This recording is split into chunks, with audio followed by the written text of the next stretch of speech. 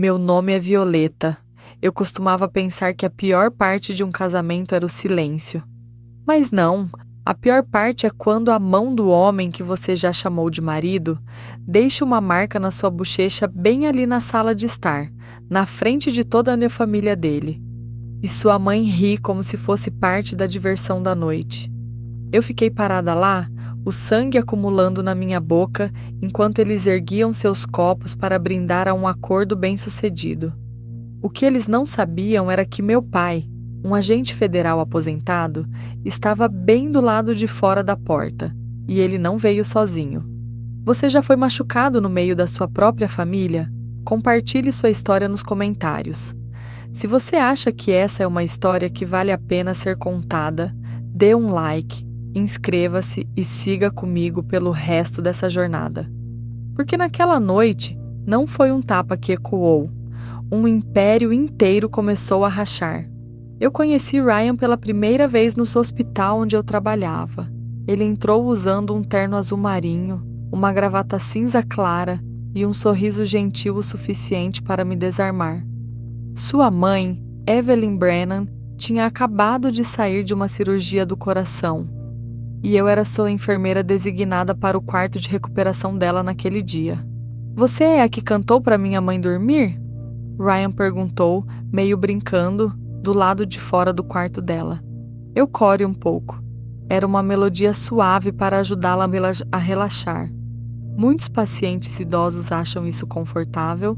Ele me olhou por um longo momento, como se não tivesse visto alguém como eu naquele ambiente antes. Então, com gentileza praticada, ele disse: "Não acho que minha mãe já teve alguém que cuidasse dela assim. Obrigado." Na época, eu acreditei nele. Eu sou uma enfermeira pediátrica. O salário não é ótimo. O trabalho é exaustivo, mas eu amo cada respiração disso. As crianças pós-op, as pequenas mãos segurando as minhas às 2 da manhã, os pais exaustos que apenas precisam de alguém para explicar as coisas em inglês simples. Ryan era diferente. Ele trabalhava em um escritório de advocacia de prestígio. Seu caminho de carreira era pavimentado. Ele estava acostumado a festas de coquetel, palavras cuidadosas e mulheres que pareciam ter saído de revistas de moda. E ainda assim, ele me escolheu. "Não me importo de onde você vem", ele disse uma vez, quando eu hesitei em falar sobre minha cidade natal no Montana, onde minha mãe ensinava em uma escola primária e meu pai ainda era um investigador federal. "Eu me importo com quem você é." Eu acreditei que aquilo era verdade também. Nós nos casamos 10 meses após começarmos a namorar. O casamento aconteceu na propriedade dos Brennan, em Connecticut suburbano. Flores brancas, um quarteto clássico. Convidados de alto perfil. Evelyn ficou ao lado de Ryan o tempo todo, seu braço entrelaçado no dele, como se ela fosse a noiva em vez de mim. Ela escolheu tudo, desde o cheiro das velas nas mesas até a música de entrada. "Ela não tem gosto", eu ouvi quando experimentava vestidos. "Mas pelo menos ela parece maleável", eu ri disso. "Eu não estou me casando com ela", eu disse a mim mesma. "Eu estou me casando com Ryan." Depois do casamento, eu me mudei para uma casa pertencente a Evelyn. Embora Ryan a apresentasse como nossa casa, eu não questionei isso. Não quando tudo ainda parecia pacífico. Então, algumas semanas depois, durante o jantar, Ryan colocou seu garfo e faca no prato. Sua voz calma, como se estivesse negociando algo perfeitamente razoável. "Eu acho que você deveria deixar seu emprego por um tempo. Sabe, para focar na família, se aclimatar, se preparar para os filhos. Você não precisa mais se desgastar. Eu congelei, mas amo meu emprego e não tenho planos de ter filhos tão cedo." Ryan deu um sorriso suave, colocando sua mão sobre a minha como se para me acalmar. "Eu sei, mas minha mãe acha que é a jogada certa, e eu concordo." A partir daquele momento, eu me senti lentamente sendo removida da minha própria vida. Eu parei de fazer turnos noturnos, depois turnos nos fins de semana. Então veio a licença não remunerada, que Evelyn convenientemente já tinha os formulários. "Você precisa de tempo para se ajustar ao seu novo papel", ela disse. colocando uma mão no meu ombro. Como esposa de um Brennan, você não pode estar correndo por aí como pessoal comum. Sempre que eu falava, Ryan dizia: é só temporário, eu cuido das finanças, você se concentra na casa, em nós. Mas eu não queria que o temporário se estendesse para sempre. E especialmente não queria desaparecer por trás de um título. Eu percebi que não tinha um cartão de banco em meu nome.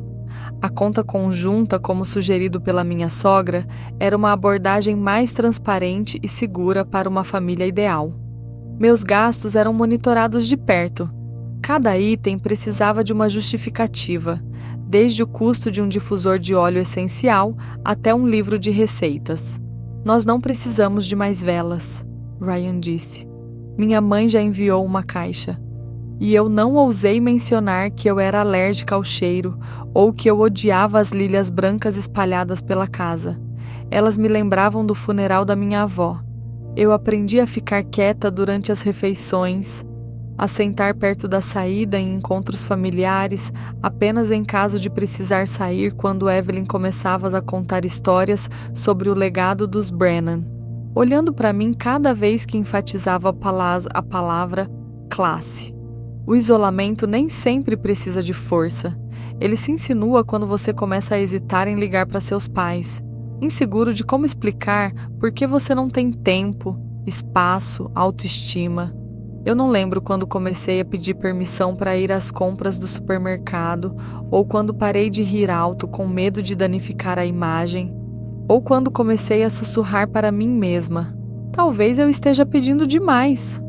Mas uma coisa eu sei com certeza: ninguém na família de Ryan pensou que eu iria resistir. E eles definitivamente não esperavam que tudo começasse com um tapa, um único momento humilhante. Aquilo acordou uma parte de mim que eles trabalharam tanto para silenciar. Uma tarde de outono, enquanto reorganizava uma antiga estante de livros na sala de leitura, um espaço que Evelyn dizia ser muito bagunçado para os visitantes verem, eu acidentalmente toquei em uma gaveta de madeira no prateleiro inferior. A alça estava enferrujada, a fechadura travada, mas um giro suave, e ela se abriu. Lá dentro estava um caderno de couro gasto, a espinha desgastada, as páginas amareladas. Eu estava prestes a colocá-lo de lado até que vi o nome fraco na primeira página. Eliza Brennan, a avó de Ryan. Eu nunca a conheci. Ela havia falecido anos antes de eu me casar com a família e ninguém nunca realmente mencionou ela. Tudo o que eu sabia era que ela tinha sido uma enfermeira de guerra, uma mulher forte e independente, e a primeira sogra de Evelyn. Eu abri o caderno, nunca esperando que aquelas linhas escritas à mão fossem o primeiro passo para essa verdade que eles tinham escondido por tanto tempo. Se você está lendo isso, talvez você entenda. Evelyn não mudou, ela apenas aprendeu a se esconder melhor. E quando ela não pode controlar alguém, ela encontra uma maneira de apagá-los. Meu coração afundou. Eu virei para Suzy e próxima página. Eu acreditei que a força sozinha poderia me carregar. Eu estava errada.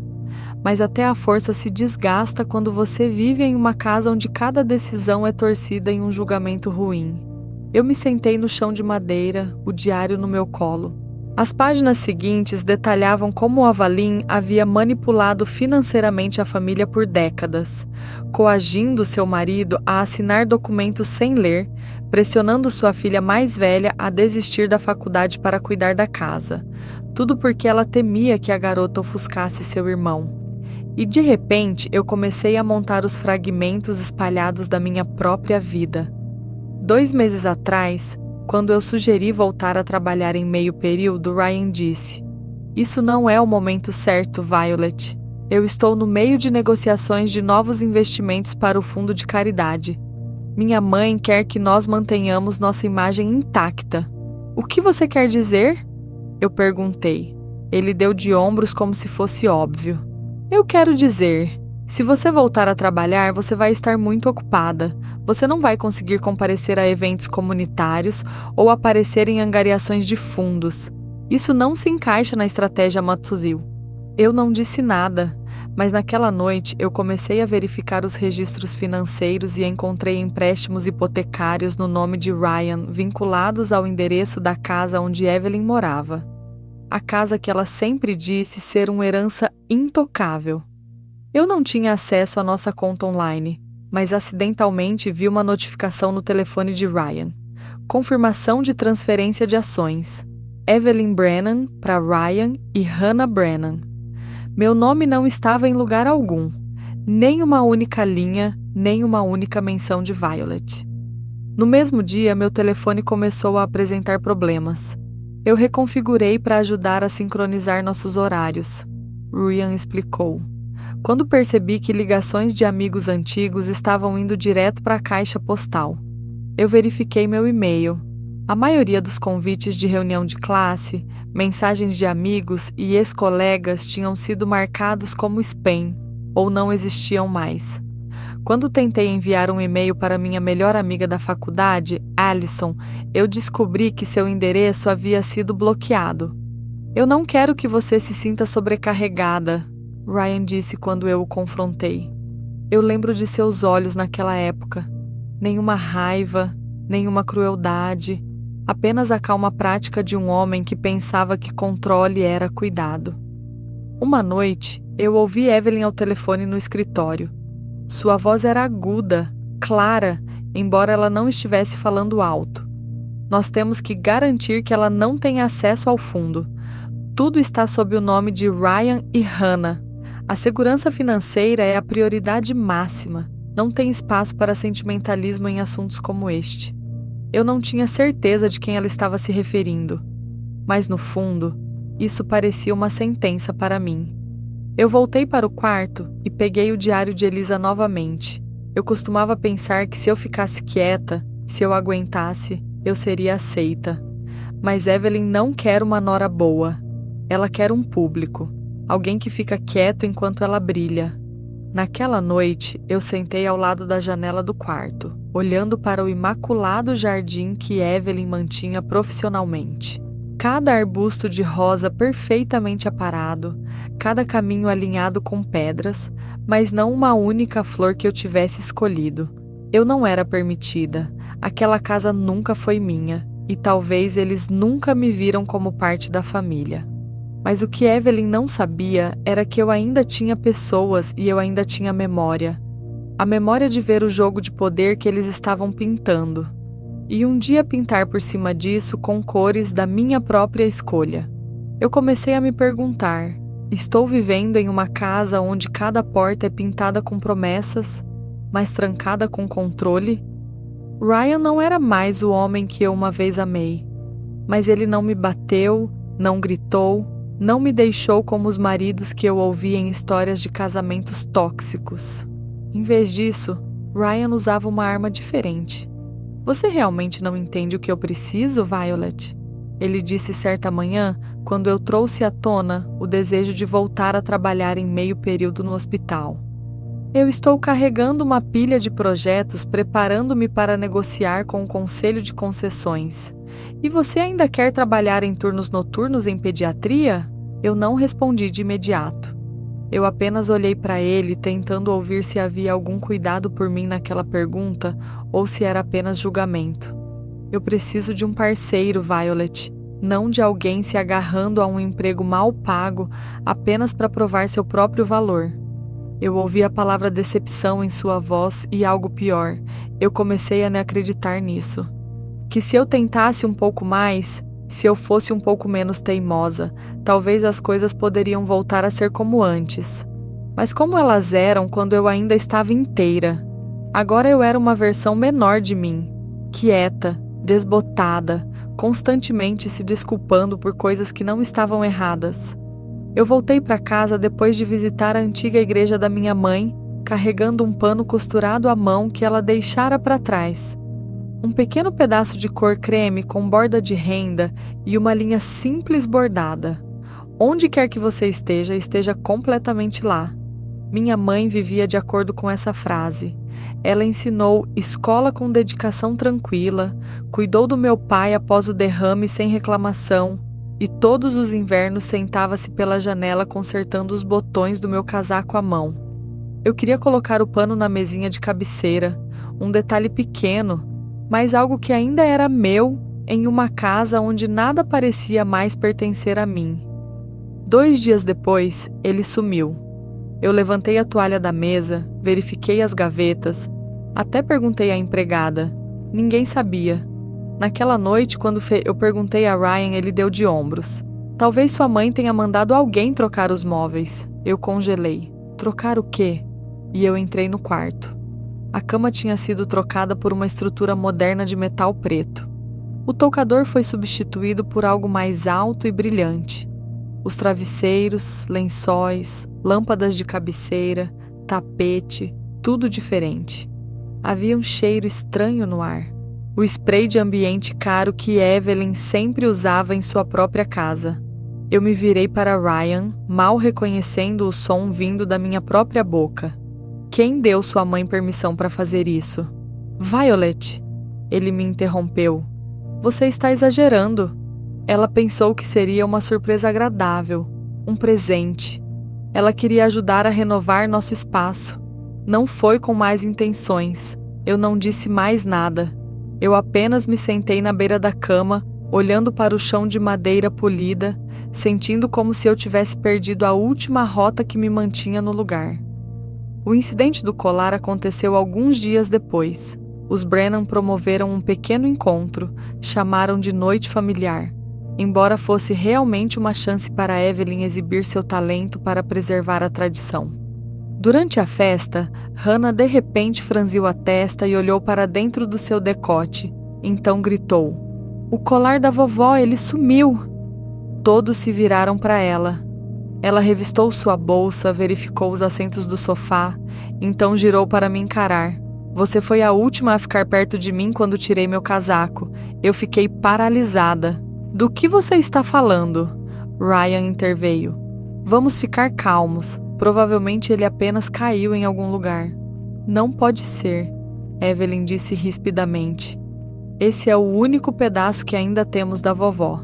E apenas alguém que não valoriza a tradição tocaria nele. Todos os olhos se fixaram em mim. Minhas palmas ficaram frias. Eu não toquei em nada, eu disse devagar. Então por que você tem estado entrando no estudo da sua mãe ultimamente? Hannah desafiou. Ou você acha que se encontrar algo da vovó vai te conectar mais a esta família? Eu senti o sangue em minhas veias parar. Naquela noite, depois que todos foram dormir, eu peguei meu telefone e considerei ligar para meu pai. A tela iluminou no escuro, enquanto minha mão trêmula pairava sobre o botão de ligação. Seu nome ainda estava nos meus contatos. Pai, Warren Ellis. Eu toquei. Um toque, 2 toques. Então sua voz, quente, familiar, respondeu. Alô, é Warren? Eu abri a boca, mas nenhuma palavra saiu.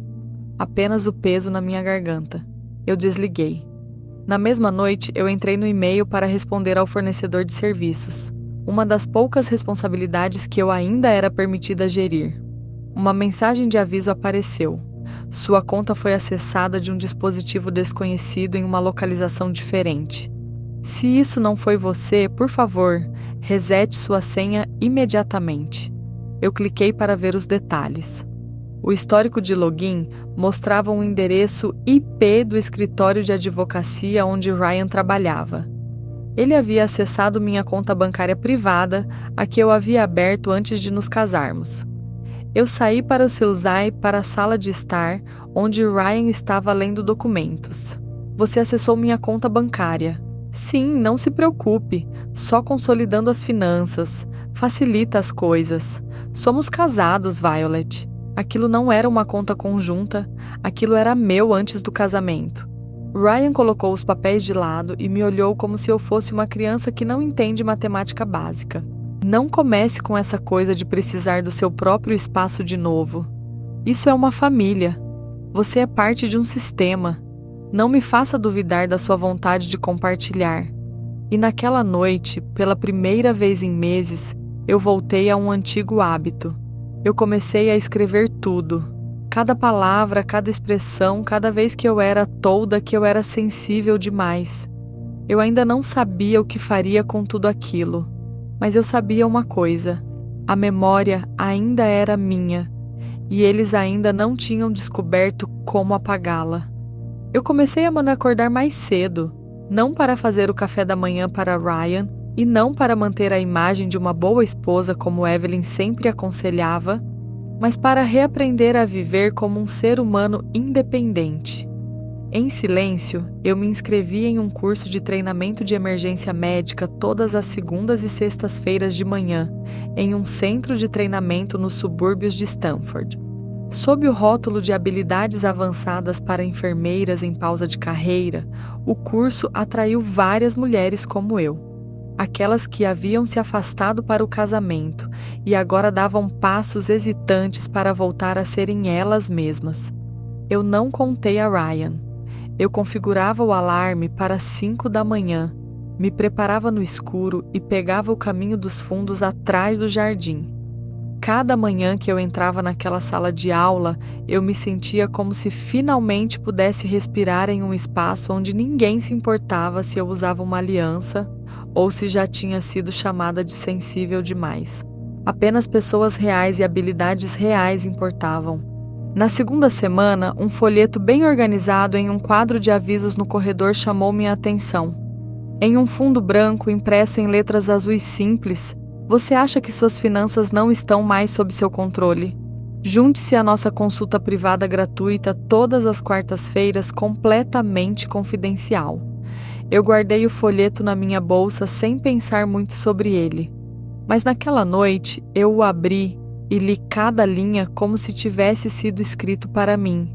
Havia um endereço, um código de registro para consultas anônimas e algo que eu não ousava acreditar até então. Você tem o direito de restabelecer seus limites. A consulta aconteceu em uma sala pequena atrás do prédio da administração.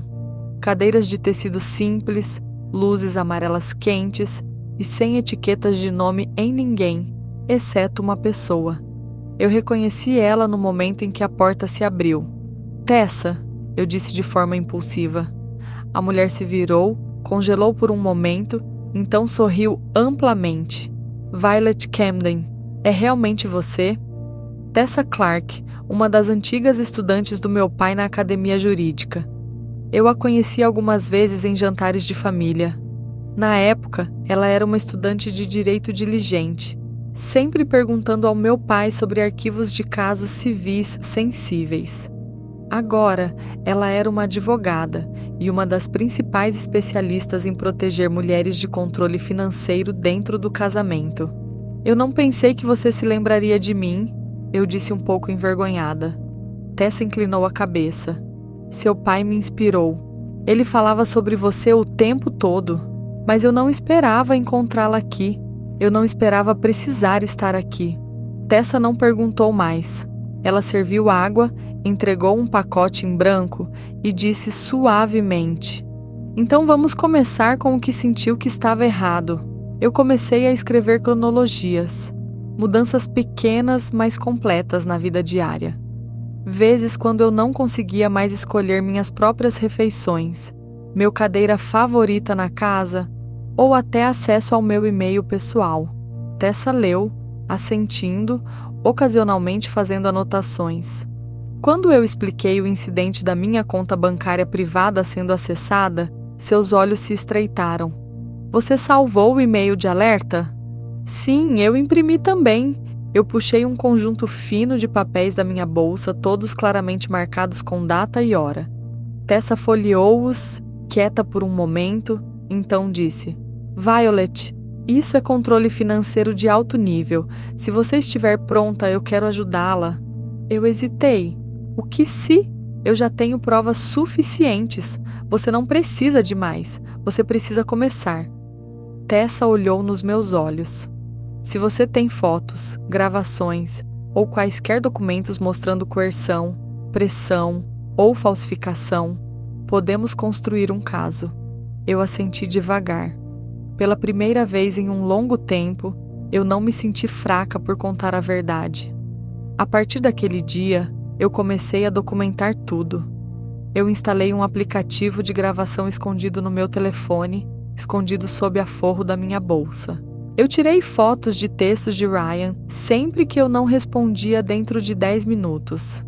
Eu escrevia jornais noturnos, detalhando expressões, palavras, ações que eu costumava descartar como apenas pequenas coisas. Um dia, quando Evelyn me pediu para assinar alguns arquivos administrativos relacionados ao portfólio de investimentos de Hannah, eu discretamente salvei uma cópia digital. No dia seguinte, eu levei a impressão para Tessa. Ela olhou para isso e franziu a testa. Você tem certeza de que essa assinatura é sua? Eu balancei a cabeça. É uma assinatura colada. Eles usaram uma amostra antiga, mas eu nunca assinei esse documento. Tessa cuidadosamente colocou a cópia em uma pasta. Transferências de propriedade como essa requerem notarização de uma terceira parte independente. Se isso está faltando e há evidências de falsificação, podemos apresentar queixas. Eu ainda não tinha contado ao meu pai, mas uma parte de mim sabia que ele não ficaria surpreso. Ele uma vez disse: "O mal não sempre tem um rosto. Às vezes ele veste uma camisa de botões, sorri e diz que é para o seu bem, para a família. Isso é porque, menina, você tem que aprender a ver mais fundo." Eu vi mais fundo e eu vi o suficiente, não para lutar com raiva, mas para se preparar. Como uma semente empurrando através do solo seco, não precisando de aplausos, não precisando ser vista, apenas precisando de luz. A primeira notícia surgiu em um jornal local. Um artigo pequeno, escondido entre notícias sobre tendências imobiliárias e fechamento de escolas por causa da neve. A Fundação Brennan sob suspeita de lavar dinheiro de fontes não identificadas. Evelyn não mencionou isso no café da manhã no dia seguinte. Ela apenas sorveu seu chá Earl Grey de uma xícara dourada e disse como se estivesse falando do tempo: "Nós vamos precisar de estabilidade nas mídias nas próximas semanas. A família precisa apresentar unidade, força e imunidade de rumores insignificantes." Eu fatiou meu pão, espalhei um pouco de manteiga salgada e me perguntei quantas mulheres tinham sido enterradas sob frases como rumores insignificantes. 2 dias depois, Ryan fez o jantar. Ele nunca tinha feito isso. Mesmo para um simples macarrão, ele disse uma vez: "Homens Brennan não perdem tempo em cozinhas." Ainda assim, naquela noite, ele usou um avental, fones de ouvido, mexendo no molho como se fosse a coisa mais natural do mundo. "Jantar surpresa", ele grined, puxando minha cadeira. "Porque você merece isso." Eu olhei para o salmão grelhado em molho de limão, servido como algo de um restaurante. "O que está acontecendo, Ryan?" Eu perguntei diretamente. Ele colocou seu garfo e faca no prato, sua voz suavizando. "Eu sinto muito por estar estressado ultimamente. Talvez eu tenha sido distante. Eu quero consertar isso." Eu olhei nos seus olhos. Eu queria ver até onde ele pretendia levar o ato. "Evelyn precisa de você. A família precisa de você." Ryan continuou. "Como alguém que uma vez foi uma enfermeira, você tem a imagem perfeita para representar a fundação durante esta crise. Pessoas vão confiar em você. Confiar em mim," ele disse. "Você é sincera. Você é gentil. Comprometida. Você não está amarrada a essa política ou ao dinheiro. Você é o que o público quer ver agora." Eu coloquei meu garfo para baixo, minha voz baixando. "Você quer que eu seja a máscara de sua mãe?" Ryan não argumentou. Ele soltou um longo suspiro. "Eu sei como isso soa, mas isso é uma chance de consertar as coisas. Se você me ajudar dessa vez, tudo vai ficar bem." Eu me inclinei para a frente, minhas mãos na mesa, e disse calmamente: "Você quer que eu fale na frente da mídia, assine declarações e assegure ao público que esta família não tem conexão com as doações questionáveis? Apenas alguns eventos, algumas coletivas de imprensa. Você é mais do que capaz," Ryan disse, seus olhos carregando um toque de súplica. Eu dei um leve sorriso, escondendo o que eu realmente estava pensando. 3 dias depois, Hannah me enviou um e-mail com o assunto: Fundraiser para crianças carentes. Nós precisamos de você lá. O corpo da mensagem lia-se como um convite educado, mas eu sabia exatamente o que aquilo significava. Eles precisavam de mim para sorrir, ficar ao lado de Evelyn no palco e dar à imprensa uma foto que poderia enterrar alguns rumores e salvar a reputação dos Brennan. Certo, eu vou estar lá. Mas antes disso, eu enviei outro e-mail para Tessa Clark. Anexos incluíam gravações completas de todas as conversas sobre a estratégia da imagem de Violet para proteger a fundação, além do videoclipe de Evelyn ensinando o coordenador de mídia. Certifique-se de que ela sorria, mas não muito confiante. A noite antes do evento, eu fiquei até tarde na sede do Hill Her. Uma nova colega, Kayla, uma enfermeira de emergência, apenas 28 anos, bateu suavemente na porta, um pouco hesitante.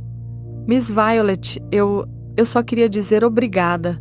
Quando eu me candidatei aqui, eu tinha medo de ser rejeitada por não ser forte o suficiente.